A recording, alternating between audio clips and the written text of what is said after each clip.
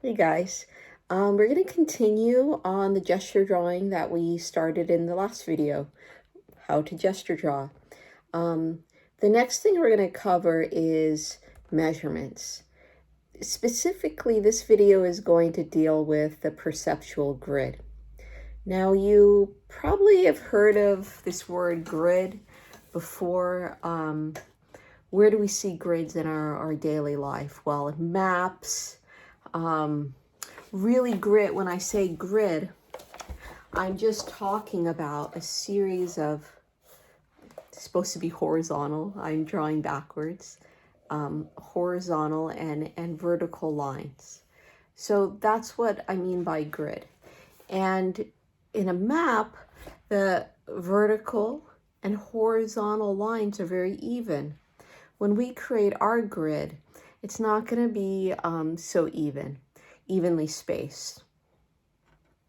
Before we can go further in depth with this measuring system, we need to understand that we have a dominant eye and a recessive eye.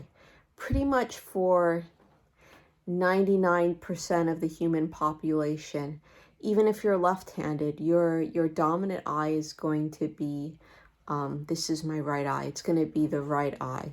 So most of us, our dominant eye is going to be the right eye. How do you figure this out? How do you go about determining which eye is dominant and which eye is recessive? And you could just go with the idea that your eye is right dominant. But if you're curious, what you can do is you can make this shape, this kind of circle shape with your hands, and focus in on an object.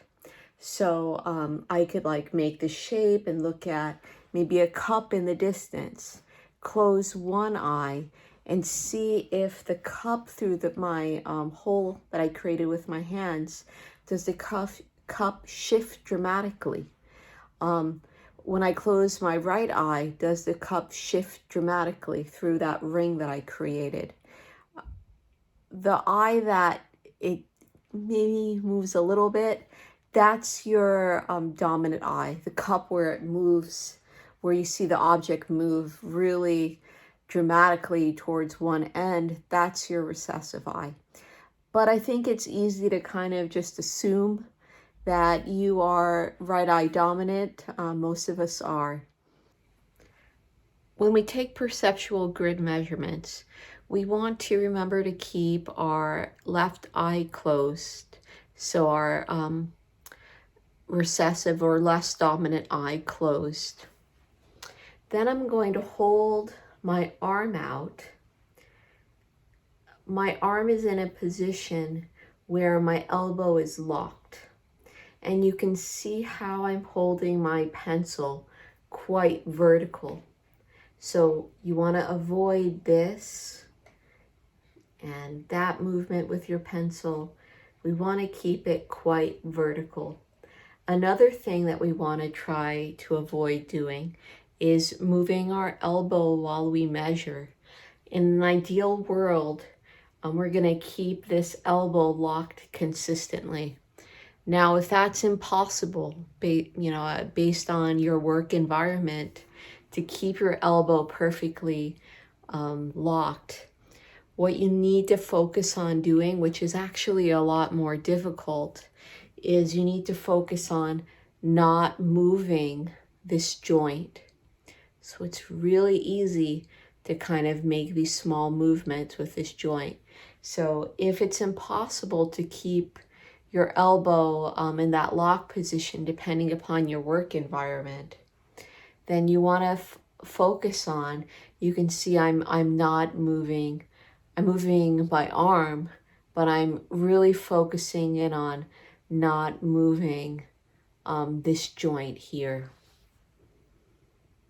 So key things: left eye closed, keep your elbow locked, and the pencil needs to be perfectly vertical for the vertical measurements. Horizontal measurements, we would take it perfectly horizontal. So perfectly horizontal looks like that. So we would want to avoid having the pencil at any kind of strange angle. It needs to be perfectly flat for the horizontal measurements. So an example here of taking those vertical measurements. What we can do first on our drawing is to pretend that this edge extends down and up vertically. So we would begin by just drawing a line like that. And some things that we would want to look at when we have this line extended up is we would ask ourselves, okay, what is this distance like there? What's the distance like there? What's the distance like there? So here I am, I'm trying to hold my camera perfectly still while I'm taking that vertical measurement. So my right arm is extending outwards, and my my elbow is fully locked, my left eye is closed, and I'm just holding my pencil right at the edge of that box. It's a little funky because I'm trying to do this on camera, but I'm holding my pencil right at that edge and really looking at, okay, what's the distance from the line the pencil makes to the edge of the brown box, for example. So when I held my pencil out, and I'm going to do it again right here off camera. So I'm holding my pencil out, right arm is locked, left eye is closed, and I'm just looking at the line that my pencil formed right at the edge of this box, and I'm looking, what is the distance like from here to the edge of the brown box? And I can see that I didn't quite get this to be wide enough.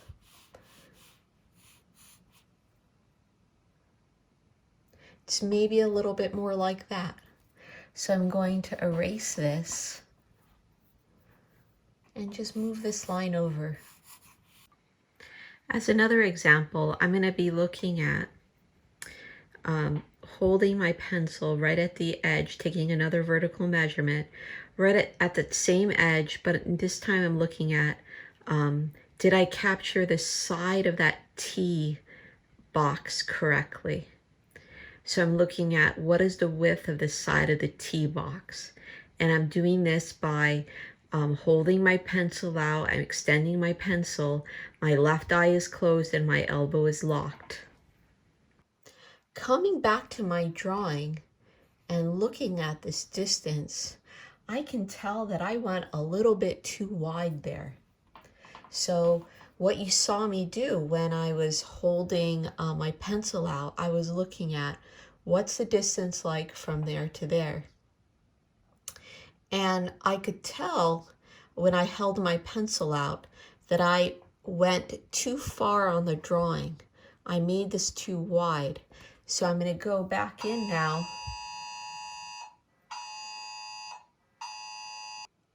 So I'm going to make the correction on this drawing, meaning that I'm going to look at the distance there, look at the width, and try to mimic that width on my drawing. So it's a little bit more like this.